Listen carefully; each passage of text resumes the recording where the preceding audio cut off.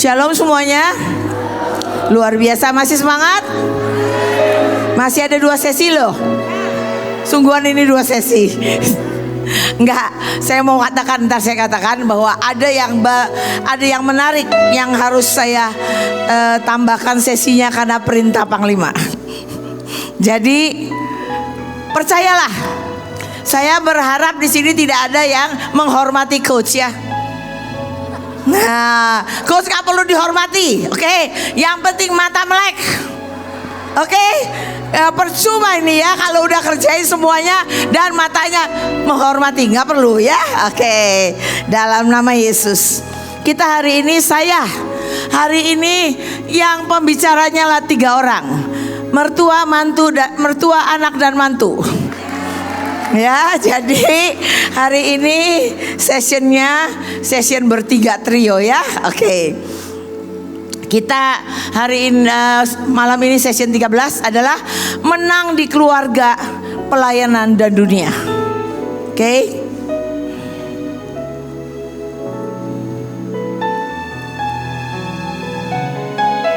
Oke. Ya. Oke, next. Oke, kita baca Matius 7 ayat 24 sampai 27. Setiap orang yang mendengar perkataanku ini dan melakukannya, ia sama dengan orang yang bijaksana yang mendirikan rumahnya di atas batu. Kemudian turunlah hujan dan datanglah banjir, lalu angin melanda rumah itu, tetapi rumah itu tidak rubuh sebab didirikan di atas batu. Tetapi setiap orang yang mendengar perkataanku ini dan tidak melakukannya, ia sama dengan orang yang bodoh yang mendirikan rumahnya di atas pasir. Kemudian turunlah hujan dan datanglah banjir, lalu angin melanda rumah itu sehingga rubuhlah rumah itu dan hebatlah kerusakannya. Untuk kita menang dalam keluarga, saya ini sebetulnya baru tadi malam mulai bekerjain. Dan Tuhan bicara, Tuhan yang bimbing saya sampai saya bisa melewati keluarga ini. Saya dengan semua macam-macam ujian pencobaan, tapi saya tampil sebagai pemenang, bahkan lebih dari pemenang. Saya tidak izinkan iblis untuk menghentikan langkahku, tapi saya biarkan Tuhan memperlebar sayap saya dan saya terbang tinggi. Bahkan saya akan masuk akselerasi penggenapan janji Tuhan dengan sangat kuat. Saya adalah sahabat buat anak-anak saya.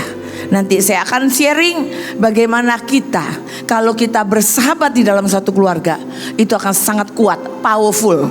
Ya, apapun yang kita kerjakan bersama, maka bersama Tuhan apalagi ya, itu akan jadi sangat luar biasa.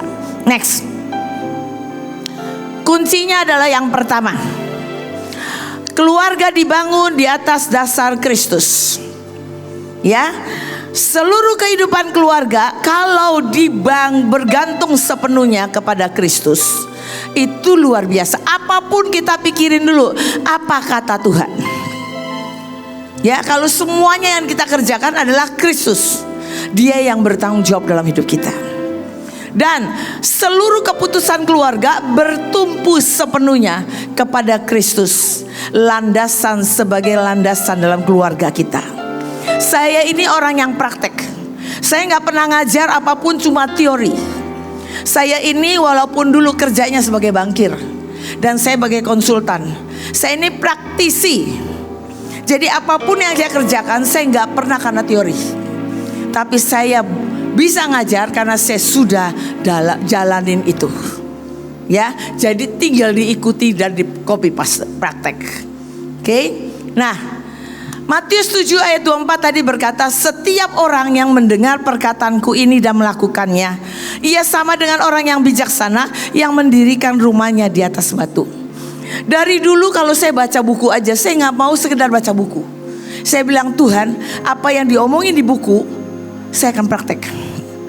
Apa yang diomongin di Alkitab saya praktek. Kenapa saya itu nggak mau cuma jadi pendengar? Saya mau jadi pelaksana firman yang kuat dan ngalami seperti apa yang diomong di Alkitab. Ya, jadi Kalau kita semua keputusan kita katakan kalau berdasarkan Tuhan dan kita praktek. Contohnya begini ya, kita kan sering begini, kami aktifkan 7 roh Allah, di antaranya roh nasihat. Tapi begitu punya ngalami masalah, gak pernah aktifkan roh nasihatnya. Cuma tadi pagi atau kemarin sore. Tapi setiap kali saya mau temui orang yang saya gak tahu jawabannya apa, saya temui masalah, saya mau ketemuin guru, saya mau ketemuin siapapun, saya bilang, Tuhan, aku butuh roh nasihat Tuhan, untuk aku memberi nasihat yang pas. Hari itu saya gak tahu apa-apa. Nanti waktu ketemu orang itu tiba-tiba ngalir roh nasihat. Tiba-tiba saya kaget gini, selesai ya. Orang itu bisa mengerti yang saya omong. Itu yang dibilang, setiap keputusan kalau kita berdasarkan Kristus, kita akan pakai itu. Lalu dalam menghadapi badai persoalan apapun, Kristus menjadi penopang yang kokoh, sehingga keluarga dimampukan lolos dan lulus. Ya, bukan cuma lolos dan lulus ujian, dan tetap kokoh dan kuat berdiri serta membawa kemuliaan nama Tuhan. Matius 7 ayat 25, kemudian turunlah hujan dan datanglah banjir. Lalu angin melanda rumah itu, tapi rumah itu tidak rubuh sebab didirikan di atas batu. Saya ingat dulu waktu kita semalam ceria, berapa tahun yang lalu ya Kak? Berapa tahun yang lalu kami baru doa semalam ceria. Tiba-tiba kami pulang tidur sebentar, buah hujan besar. Tapi gak terlalu besar. Tiba-tiba saya lihat di depan rumah, Nancy itu lagi ngambilin tong sampah yang udah keliling-keliling kemana-mana karena udah banjir tiba-tiba. Dan begitu saya lihat banjirnya kayak banjir kiriman, itu bisa begini kayak sungai. Wah, langsung saya begini, aduh saya bilang, kenapa saya aduh? Karena taman saya, taman keintiman saya itu ada buah macam-macam. Ada buah rambutan saya, ada buah macam-macam. Lah keintiman saya kalau tamannya rusak, sayang banget gitu ya. Saya jadi adu-adu. Puji Tuhan, saya punya kerup Nancy. Kata dia gini, Mami jangan adu-adu, doa. Saya baru ingat, oh iya saya kenapa adu-adu, saya mestinya doa. Tiba-tiba saya ingat itu, saya gini, tenang Iren, shalom, tenang. Abis tenang, saya bilang gini, saya percaya, puji Tuhan, amin, nggak akan masuk. Tapi saya nggak lihat lagi ke depan. Kalau lihat ke depan saya pasti adu lagi, karena belum stop, masih begitu terus. Saya gini, pokoknya saya nggak mau lihat, dalam nama Yesus, pokoknya pasti tamanku selamat dari seluruh kompleks. Cuma rumah kami dan rumah teman itu yang tidak masuk ke rumah. Semua orang mobilnya kerendam sampai kelelep, kami cuma setengah ban airnya, dan itu gak masuk. Ya, jadi kalau ngalamin apapun, kita harus pakai Tuhan itu penolong, dan dia juga penopang yang kokoh. Ya, oke. Next. Jadikan firman sebagai dasar kehidupan sehari-hari. Ya, Bapak Ibu, hubungan orang tua dengan Tuhan yang kuat itu memberi dasar yang kuat buat anak-anak. Begitu saya jatuh cinta sama Tuhan, dulu maaf, saya gak baca firman, saya rada ketesesat. Diajak orang bilang begini, tahu nggak Tuhan Yesusmu tuh agak dibohongin orang, kurang sakti, lebih sakti Tuhannya dia, dewanya dia. Saya nggak baca firman, jadi saya nggak tahu. Tapi sejak saya ketemu Tuhan, saya jatuh cinta sama Tuhan. Setiap hari kerjanya saya pengen baca firman. Kalau bisa tuh firman, seluruh firman. Udahlah saya ngapain deh, saya telan aja semuanya supaya saya ingat semuanya. Tapi hari itu saya cuma baca firman. Kerjaan saya jadi apa? Karena saya baca firman, anak saya harus baca firman. Nanti kalau tanya Manesia, kalau saya kerja masih jadi bankir. Tapi saya kerja mau repot kayak apapun, kalau saya telepon ke rumah nggak kayak mama lain. Mama lain gini, udah makan belum? Tadi itu bagaimana sekolahnya? Enggak. Saya paling ya udah gini, udah makan belum? Udah baca firman belum? Udah pengakuan belum? Dia kadang-kadang masih bohong sama saya. Bayangin anak masih kecil. Dulu teman saya bilang gini, lu kejem banget sih Rin, anak masih kecil nikmati semuanya, disuruh baca firman. Tapi hari ini teman saya yang di Australia bilang begini, saya menyesal gak ikut kamu. Hari ini dia lihat buah yang dihasilkan Nancy. Adiknya sebelum pulang juga sangat peka. Karena semua yang dia baca dari kecil itu udah kayak vocabulary, banyak banget di alam bawah sadarnya, di semua keisi. Tapi saya buat mereka itu latih anak baca firman setiap hari dan alami Tuhan.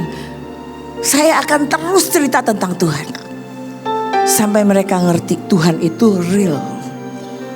Ya, deklarasi setiap hari tadi ya, mengisi hidup keluarga dan mengalami apa yang diucapkan jadi dalam pribadi keluarga. Saya memiliki hikmat. Ya, saya tidak akan pernah takut. Ya, pokoknya semua dulu belum ada deklarasi yang panjang lebar yang bermacam ragam sekarang ini. Dulu cuma saya kumpulin ayat demi ayat, saya kumpulin ayat demi ayat, dan anak saya ketikin, saya ngeprint dan dikasih gak suruh baca. Saya terima hikmat, saya terima kasih, dan saya lihat itu jadi kok. Jadi kalau kita sering cerita, kita akan lihat anak kita itu terbawa untuk ngalami yang ilahi. Ya, oke. Berbagi semua cerita tentang Tuhan dan keajaibannya. Kita tahu Yusuf dari Yakub. Ya, kenapa sih Yusuf itu bisa dalam perjalanannya menyelesaikan destiny-nya gak pernah komplain loh. Yusuf itu kuat walaupun lagi kecil. Kalau Tuhan itu suka cari gara-gara gak? Kalau dikasih mimpi Yusuf itu kerjaan Tuhan apa kerjaan yang lain? Itu kerjaan Tuhan. Tuhan itu sengaja buat kakak-kakak tirinya ngiri sama dia. Kalau gak ngiri gak akan masuk ke sumur. Karena ngiri masuk sumur baru ketemu Potifar. Setelah ketemu Potifar, Tuhan kasih lagi izinkan tante Potifar mengganggu supaya dia masuk penjara. Di dalam penjara diproses lagi, ketemulah juru minum. Ya, dalam prosesnya itu semua karena apa? Sebetulnya Tuhan itu mau anak ini menjadi Yusuf di akhirnya dia menyelamatkan bangsanya. Kalau kita lihat di Kejadian 37 ayat 2b, Yusuf menyampaikan kepada ayahnya kabar tentang kejahatan saudara-saudaranya. Kalau dia bisa mengabarkan kejahatan saudaranya ke keluarga, ke ayahnya, berarti dia deket gak sama ayahnya? Karena deket, dia sering dengar cerita tentang keajaiban nenek moyangnya. Wah, nenek moyang membelah laut loh. Wah, nenek moyangnya begini. Sampai dia gini melongo gitu ya. Tapi waktu dia berjalan dalam hidupnya, dia tahu Tuhan yang disembah nenek moyangku dan ayahku itu Tuhan yang hebat. Jadi pasti Tuhan yang hebat, yang sama yang aku sembah, pasti menolong aku dengan keajaiban. Makanya kita ini harus sering cerita tentang keajaiban Tuhan. Saya belajar dari Pak Yusak. Dulu saya itu sering melayani Pak Yusak. Ibu Iin masih di Belanda. Kalau Bu Iin datang ke Jakarta, saya sering nanya dengan beliau, bagaimana membuat anak-anak Om itu mencintai Tuhan. Dia bilang saya begini, jangan sibuk ya Rin bersaksi hanya kepada orang lain, tapi setiap hari engkau harus bersaksi kepada anakmu. Sejak itu setiap hari saya ambil kesempatan bersaksi betapa hebatnya Tuhan. Karena saya sering bersaksi, firman-Nya berkata, berilah maka engkau akan diberi. Berilah kesaksian maka engkau akan diberi kesaksian yang lain. Dan itu yang saya lihat. Hampir tiap hari ada kesaksian macam-macam. Ya. Nah, Timotius dari mama dan omanya, 2 Timotius 1 ayat 5 berkata, sebab aku teringat akan imanmu yang tulus ikhlas, yaitu iman yang pertama-tama hidup di dalam nenekmu Lois dan di dalam ibumu Yunike, dan aku yakin hidup juga di dalam dirimu. Betul gak? Timotius dengarnya dari mana? Dari mama, dari omanya. Dan dia jadi tumbuh imannya yang sama. Apalagi dia dididik lagi sama Paulus, betul gak? Jadi ini yang ajaib, ya. Oke, next. Orang tua menjadi contoh hidup nyata bersama Tuhan. Bapak Ibu, sekalipun harus menghadapi badai, Tuhan tetap menjadi fokus dari menghadapinya sehari-hari. Apakah sedikit-sedikit ada masalah, kita komplain, kita cerita sama anak, sampai dia itu belajar aja gak fokus karena mikirin apa yang dia katakan oleh mama atau papa. Bapak Ibu, sekalipun, siapa yang di sini single mother? Oke. Siapa yang hari-hari ini mengalami masalah dengan pasangan? Oke. Jangan pernah khawatir. Saya lagi lewatin promosi demi promosi dari Tuhan. Tapi satu sisi, iblis sangat ingin menjatuhkan saya. Iblis pertama adalah goda suami saya. Di tengah-tengah semuanya itu saya harus kerja. Tapi saya selalu profesional dengan Tuhan. Tuhan, aku gak akan bisa nanti salahkan pekerjaan, salahkan engkau karena pekerjaanku berantakan dan semua orang tidak mau pakai aku lagi. Saya gak pernah pakai alasan itu. Sekalipun saya punya masalah, saya gak pernah cerita banyak orang. Dan saya ingat kalau kita berpuasa, jangan kasih lihat kalau kita lagi berpuasa jadi jelek wajahnya, betul gak? Saya selalu ingat gini, dari firman itu pun berkata, sekalipun aku ngalamin masalah, aku tidak boleh memperlihatkan itu kepada orang lain bahwa kok kamu ikut Kristen jadi masalah. Justru aku ikut Kristen, mereka bingung gini, punya masalah kok bisa tenang-tenang. Bayangin ya, 12 tahun yang lalu rumah saya terbakar, anak saya terbakar habis. Saya punya tugas, harus pergi ke BPD Kupang, harus ngajar di Impact.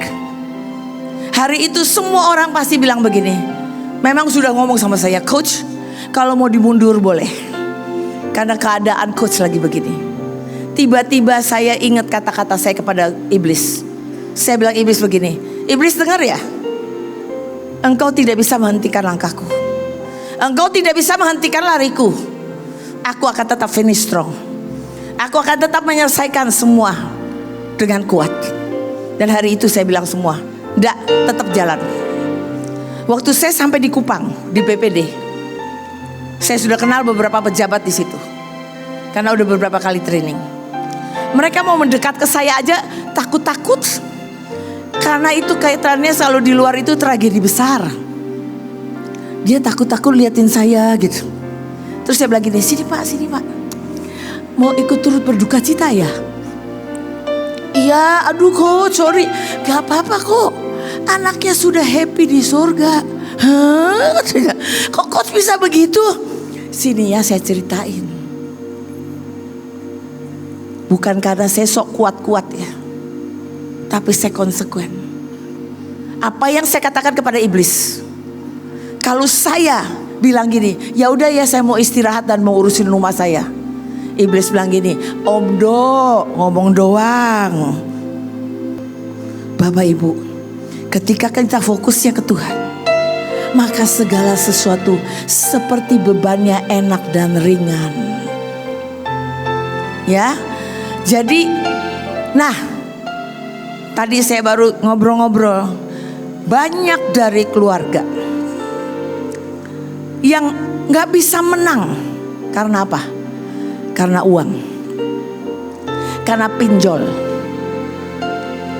karena banyak yang membuat akhirnya suami keluar dari rumah, akhir berantakan. Makanya tambahan sesinya adalah bijak mengelola keuangan nanti. Jadi tiba-tiba nih saya mendadak harus mengerjakan ini karena ini sesi terakhir, daripada besok udah banyak yang pulang juga. Tadi saya dapat pesan, saya bilang gini, untung saya cepat semua. Oke, keluarlah 7 slide. Jadi tunggulah sabar, biar hari ini engkau menang. Engkau akan bebas dari semua. Ya, saya akan cerita bagaimana saya bebas dari semuanya. Oke. Nah, ajak anak-anak pelayanan. Saya dari kecil Nancy udah saya teng. Tahu gak, lagi pelepasan. Saya pelepasan satu orang perempuan Bali, yang megang 3 laki 1 perempuan saya. Pakai bantal tutup tangan dia. Dia bisa kuat banget karena dia itu di dalamnya adalah kakeknya. Dia bisa pakai bantal, dia lagi ketiduran begini loh, pakai bantal bisa gebukin saya. Nancy lihat itu, bukannya takut, ketawa ketiwi. Ini baru sih umur berapa ya? 5 tahun ya? 6 tahun gitu. Saya sudah ajak dari kecil. Jadi kalau Bapak Ibu punya anak, libatkan dalam pelayanan. Bapak Ibu, saya libatkan dia dalam pelayanan sampai SMA, sampai dia pergi kuliah. Saya kirimin khotbah, dulu belum ada streaming. Saya kirimin khotbah dan saya katakan setiap hari dengar 1 khotbah. Dan dia dengerin sampai dia pulang. Dia masuk dalam lawatan, gak ada jeda. Dia langsung mengerti dan masuk ikut. Dan saya gak pernah menyediakan posisi apapun, tapi dia naik karena Tuhan, karena kemampuan dari Tuhan, karena pengurapan dari Tuhan. Ya, jadi ajak anak pelayanan dan menjadi saksi Tuhan dari pengalaman hidup sehari-hari. Kalau kita sering cerita, anak itu bisa kepingin. Apalagi kita cerita, wah mami baru lihat lu di surga ada ini. Bapak Ibu tahu gak, kalau saya tiap ulang tahun pasti saya punya sesi 1 hari sama Tuhan. Itu kalau kita libatkan. Percaya warisan ilahi yang Tuhan taruh di kasih saya itu turun kepada dia, malah dia terima double portion. Kalau Bapak Ibu tahu, dia nabi yang lebih tajam dari saya. Dan itu berarti saya berhasil menciptakan seorang yang ilahi, yang lebih dari saya. Kalau dia kurang dari saya, bagaimana mau mengakhiri akhir zaman? Akhir zaman udah lebih macam-macam. Ya, jadi seperti itu hidup sehari-hari bersama Tuhan. Itu enaknya luar biasa. Gak pernah kesepian. Rasakan Tuhan tuh ajaib. Gak pernah rasa sendiri. Kemanapun Tuhan itu ikuti. Selanjutnya, sekolah, keuangan, jodoh anak, masa depan anak tergantung langkah pimpinan Tuhan. Saya ajarin anak saya, kalau sekolah tanya Tuhan, kamu mau pindah sekolah apa enggak? Sekolah yang mana? Alami Tuhan sendiri. Ya, waktu keuangan juga. Mami ini ditantang Tuhan, bayar 30%. Kamu kalau ikut maju lu 30%. Konsekuen. Bapak Ibu kalau ikutin Tuhan, dia minta berapapun gak pernah jadi kurang. Lalu jodoh. Tahu kan ada mantu saya di sini ya. Dia menunggu 10 tahun. Karena saya tidak dapat dari Tuhan, bukan urusannya sama dia. Saya gak dapat dari Tuhan. Tapi begitu saya terima dari Tuhan, langsung otak saya semua di dalam hidup saya ini berubah 180 derajat. Saya melihat dia seperti Tuhan melihat dia. Tiba-tiba dia gak makan waktu lama, dia seperti anak saya. Karena Tuhan janjikan jodoh anakmu akan seperti pengganti anakmu yang laki-laki yang pulang. Engkau akan melayani bersama-sama. Dan sekarang kami ini kalau nyembah enak. Ya, dia penyembah walaupun dia bukan mempelai, dia penuai. Dia lagi, saya juga gak mau dia melatih dia, akhirnya suara dia seperti mempelai, gak perlu. Suara dia tuh harusnya powerful gitu ya. Masa tiba-tiba jadi mempelai gitu ya? Enggak, tapi paling tidak dia bisa main keyboard, mengiringi kita. Yang pusing dia adalah begini, begitu masuk sebentar 2 nabi sudah lihat kiri kanan. Dia baru main aja udah dua nabi udah ngomong, lihat sini, lihat situ, lihat situ, lihat situ. Ya, dan resikonya dia hidup dengan 2 nabi. Tapi saya nikmati, kami bisa berlayanan bareng-bareng. kami bisa ngobrol bareng-bareng, kami bisa kerjain apa aja, pokoknya bikin satu hati. Itu enak. Dulu saya sama Nancy ya, saya itu punya cita-cita, saya harus jadi teman, sahabat buat anak saya. Karena saya bilang saya mau jadi sahabat anak saya. Saya itu berusaha, gak cuma begini ngomong-ngomong doang mau jadi sahabat, enggak. Saya ini sibuk banget. Saya kerja mulai dari Citibank, kerja terus naik, kerjaannya tambah banyak. Makanya saya ngerti kalau akselerasi, kerjaan tambah banyak. Bayangin ya, seorang ibu punya 2 anak, megangin 12 triliun aset keuangan orang lain ya. Apa gak deg-degan satu hari bisa kena salah? Dan waktu itu saya kena dibohongin customer. Saya harus diproses, masuk sidang di gedung Bundar Blok M, hampir bisa masuk penjara. Tapi Tuhan Jehovah Syafat yang membela saya dan memenangkan semuanya. Tapi apakah jadi sahabat anak saya ini cuma ngomongan doang? Enggak. Setiap saya telepon dia, saya siapkan dia tidur siang atau siapkan apa, nanti malam saya pulang, saya akan nonton sama Nancy. Nancy ini belum ilahi seperti sekarang. Nontonnya semua idol. Idol, tahu kan idol? Semua sinetron dia nonton. Saya harus ikut nonton sama dia. Kalau enggak katanya nyokap gak nyambung. Saya harus ikut. Yang repot mah adiknya, nontonnya Formula One dengan itu loh, bola. Mulainya jam berapa? Jam 2 pagi, jam 1 pagi. Saya bilang ini ada mami gak kuat deh, besok mau kerja ya. Tolong kamu nanti ceritain ke mami aja siapa yang menang. Makanya saya pernah cerita kemarin di kelas yang lain. Saya ini sengaja, saya ngajar di bank-bank lain, saya pakai tema Go for Goal. Kan urusannya sama bola. Jadi saya bilang begini, tolong ceritain ke mami deh, siapa pemenang bayaran, dibayar orang lain, dibayar grup lain, harganya berapa. Dia kalau sekolah disuruh hafal aja susah, tapi kalau nama orang huruf matinya banyak begitu dia hafal. Itu bisa. Itu namanya karena dia suka banget dan saya jadikan dia teman. Dulu kalau saya tanya Nancy, mami bisa jadi sahabat gak? Udah tenang, kita yang bagi. Nggak ada ini lagi ya, terima kasih. Ya, karena sudah dibagi. Tadi mantu saya sudah baru bicara kan, suara sudah saya 15 menit aja katanya. Nggak apa-apa, nanti bagian dia bagaimana menjadi mantu. Oke, tapi kami menikmati banget.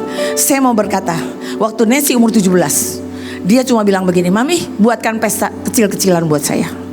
Saya buatkan pesta kecil-kecilan dengan teman-temannya. Saya tidak tahu kalau dia pakai tabungannya, dia membeli hadiah buat papanya dan buat saya. Waktu dia kasih papanya, dia cuma bilang terima kasih. Tapi waktu dia kasih ke saya, dia bilang begini, thank you so much mom for introducing Jesus to me. Terima kasih mah karena engkau sudah memperkenalkan Tuhan Yesus padaku. Thank you so much mom for not only being my mom, but thank you so much for being my best friend. Terima kasih Tuhan karena engkau bukan saja ibu, tapi engkau adalah sahabatku. Sampai hari ini dia sahabat saya.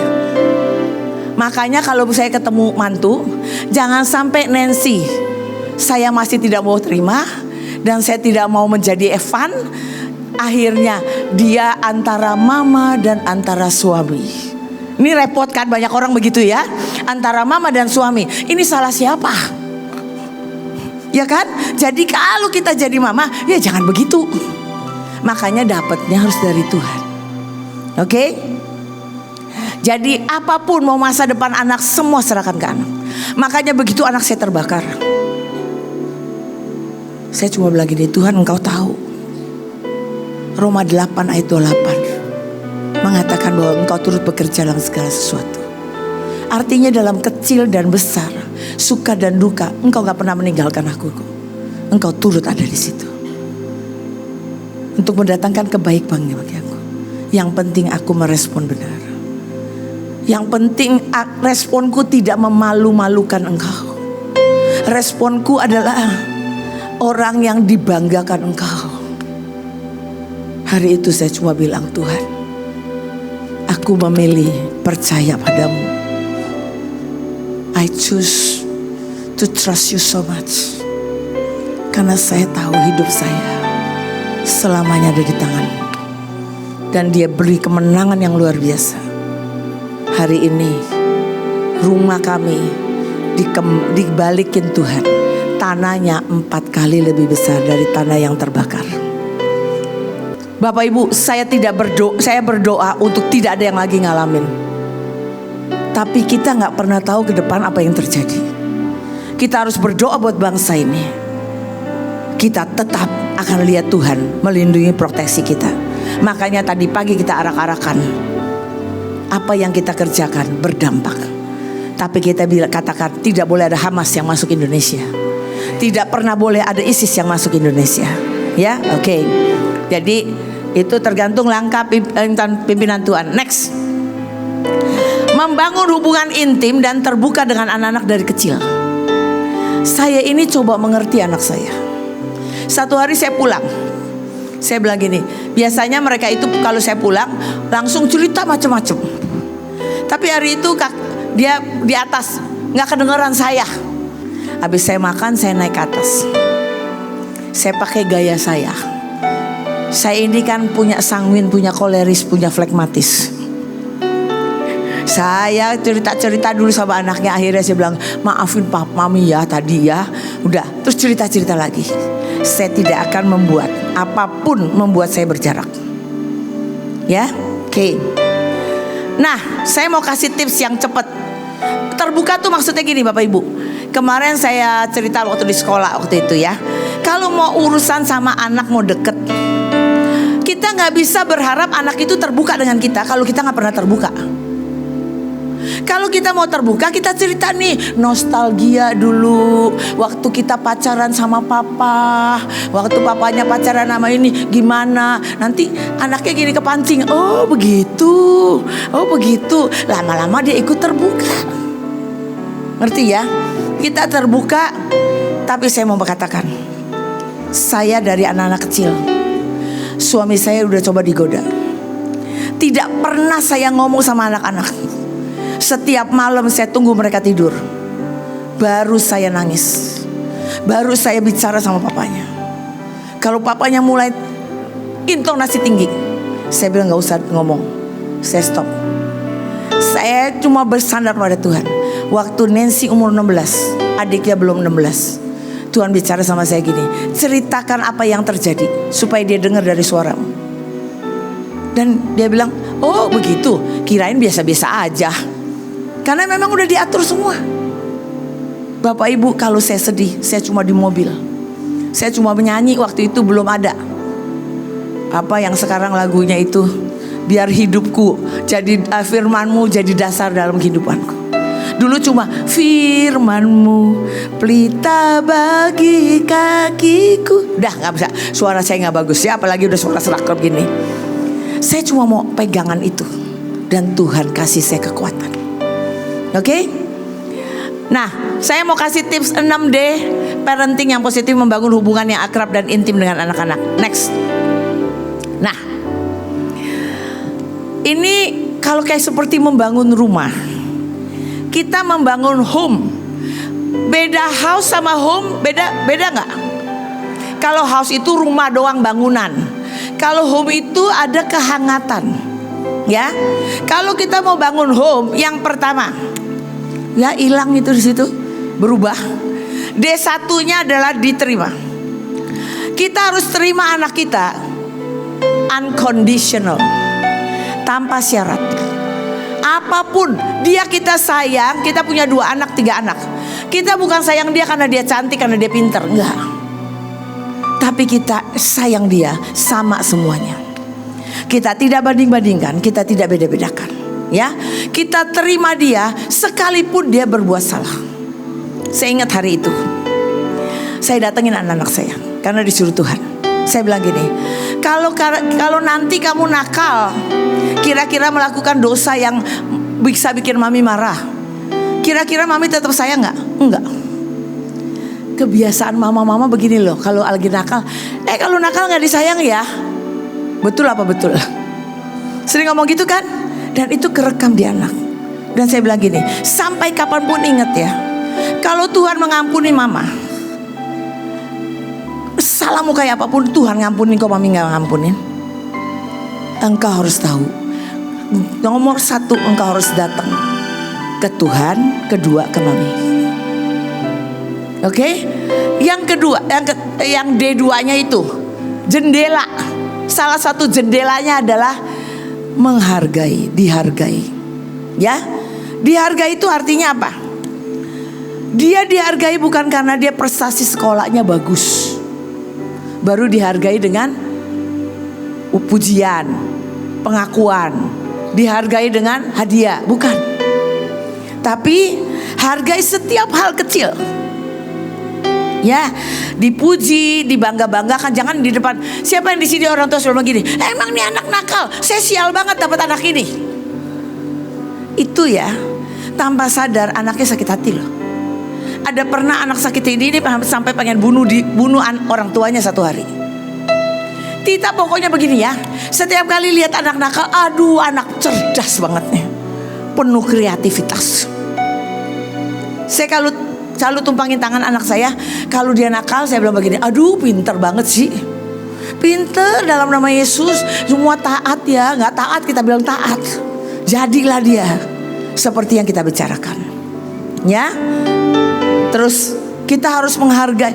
Kadang-kadang gini ya, cari tindakan dia, perkataan dia, kita bilang gini, pengen muji aja. Luar biasa kamu. Nih Nancy bagaimana gak pinter. Setiap hari papanya sibuk. Papanya ini kalau kerjain apa-apa kan lama. Saya bilang gini, kakak kan pinter ya. Ini kabel apapun nih pasti kakak bisa. Pinter kok anak mami. Pinter beneran. Kemarin kami sama-sama beberapa bulan yang lalu pergi ke Surabaya. Saya pakai koper, kegeser nomornya. Udah saya mesti pergi pelayanan, tiba-tiba saya gak bisa ganti baju karena nomornya berpindah. Dan saya harus, kalau saya harus rusak nanti repot. Jadi akhirnya saya bilang gini, udah gini kak, padahal dia lagi ada urusan terapi. Saya bilang gini, kak nanti udah selesai tanya Tuhan, Mbak nomornya berapa ya, saya bilang gitu. Terus udah gitu nanti kalau HP gak bisa, kamu boleh baru bongkar. Kalau enggak jangan bongkar dulu sayang. Ya nanti malam kalau mami mesti ganti gak bisa juga, udah gitu. Tapi mami percaya kau cerdas. Sebentar dia bilang gak bisa juga. Gak lama sebelum saya berangkat saya udah mandi. Dia bilang begini, sudah beres. Gimana? Tuhan bilang suruh cari di YouTube. Itu kan hebat banget. Karena saya selalu bilang dia cerdas, cerdaslah dia beneran. Ya karena perkataan mamanya cerdas ya. Terus kadang-kadang kita perlu puji dia di umum. Itu sebuah recognition di umum. Jangan semua begini nih, itu kan coach. Mama saya dulu gak begitu. Urusan mamamu yang gak begitu gak apa-apa, udah ngampuni aja. Tapi nanti kalau engkau jadi mama, menjadi papa, jadilah yang benar. Ya, oke. Itu D2 ya. D3, disayang dan dicintai. Itu rada geser ya. Disayang dan dicintai. Dikatakan nih, kalau mau bangun rumah, kalau ada satu dibilang disayang, ekspresikan cintamu. Bilang I love you, I love you, terus dipeluk. Saya kadang sengaja, dimana di tempat umum, saya peluk dan saya cium. Ada sekali abis ambil rapot, saya mau pulang dulu, dia mau main sama temennya, saya cium dia, saya pulang. Temennya bilang gini, ya ilah, paling disayang sama maminya ya. Enggak, mamiku emang begitu.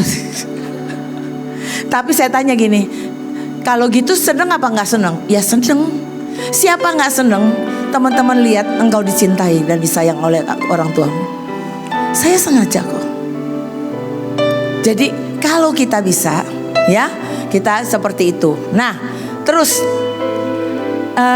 Bapak Ibu yang jadi ayah, ayah yang bisa mencintai ibunya, sejujurnya teori berkata, survei berkata, anak-anaknya akan sangat menghormati ayahnya. Tapi ayah-ayah yang memukuli anaknya, memukuli istrinya loh, bukan mukul anaknya loh. Anak-anak tidak hormat sama ayahnya. Oleh karena itu yang namanya ayah, engkau berkata, kalau firman berkata, kalau engkau tidak mencintai penolongmu, doamu terhalang. Jadilah ayah yang membangun sebuah fondasi dan masa depan yang cemerlang. Yang selanjutnya saya mau tutup ya dengan D4. D4 tuh pintu ya. Disediakan waktu. Jangan gini, aduh sibuk, mama sibuk, papa sibuk. Kalau kita sibuk terus, itu nomor 1, nomor 2, nomor 3 buyar. Yang namanya mencintai, ada cinta, harus ada waktu. Kalau kita lagi jatuh cinta, ada waktu gak selalu? Di tengah-tengah sibuk pasti ada waktu. Jadi jangan sampai kita bilang kita mencintai anak kita, kita cuma kasih harta, tapi kita tidak punya waktu. Oke? Yang kelima, D5, dijadikan role model. Apakah anak kita bangga sama kita? Apakah anak kita bilang, aku mau jadi kayak mami, aku mau jadi kayak papa? Atau begini, enggak, maaf, enggak mau ikut-ikutan pelayanan sama mami papi, enggak ada waktu buat saya, apalagi anak saya nanti. Jangan. Makanya libatkan seluruh keluarga. Jadikan contoh. Jadikan contoh, maka engkau akan lihat apapun yang kau omong, anakmu akan percaya. Yang selanjutnya itu atap ya. D5 itu di bawah atap itu loh. Ya, di bawah atap.